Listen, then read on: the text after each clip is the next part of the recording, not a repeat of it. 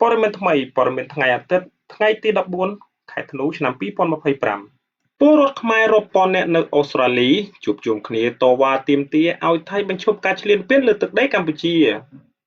នៅថ្ងៃទី14ខែធ្នូឆ្នាំ2025ពលរដ្ឋខ្មែររស់នៅប្រទេសអូស្ត្រាលីរាប់ពាន់នាក់បានប្រមូលផ្តុំគ្នាប្រឆាំងនឹងការឈ្លានពានទឹកដីកម្ពុជាពីសំណាក់ប្រទេសថៃនៅពីមុខវិមានរដ្ឋសភាអូស្ត្រាលីក្នុងទីក្រុង Melbourne ពលរដ្ឋខ្មែរបានលើកបដាទាមទារឲ្យរដ្ឋាភិបាលទីក្រុងបាងកកនិងទាហានថៃងាកមកគោរពច្បាប់អន្តរជាតិហើយត្រូវបញ្ឈប់រាល់ការឈ្លានពានដោយខុសច្បាប់មកលើ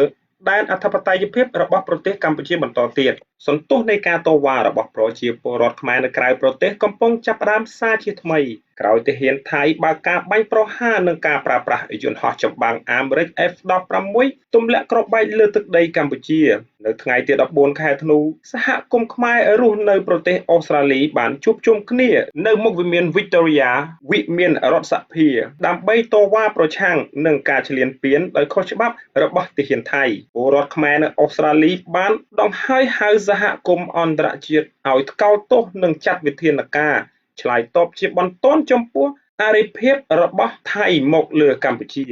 សមាជិកសភាអូស្ត្រាលីដើមកំណើតខ្មែរលោកតាក់មីងហៀងបានអះអាងនៅចំពោះមុខប្រជាពលរដ្ឋខ្មែរចូលរួមតវ៉ាថាលោកនឹងប្រើប្រាស់តួនាទីក្នុងនាមជាសមាជិកសភាអូស្ត្រាលី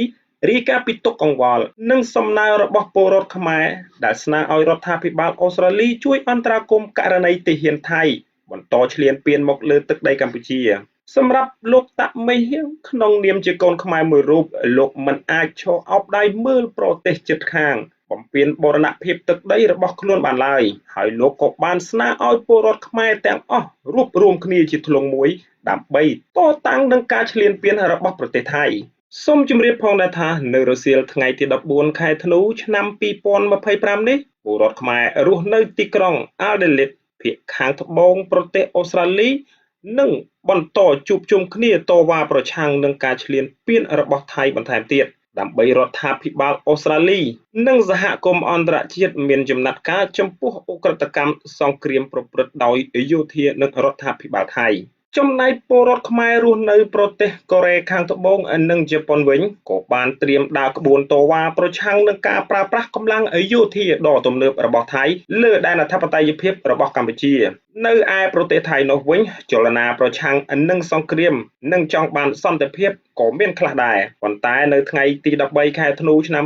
2025មានពលរដ្ឋថៃចំនួនតែ5នាក់និងបរទេសម្នាក់ប៉ុណ្ណោះដែលបានប្រមូលផ្ដុំគ្នាតវ៉ាតាមរយៈការលើកពីដាទាមទារឲ្យរដ្ឋាភិបាលថៃបញ្ចប់សង្គ្រាមជាមួយកម្ពុជា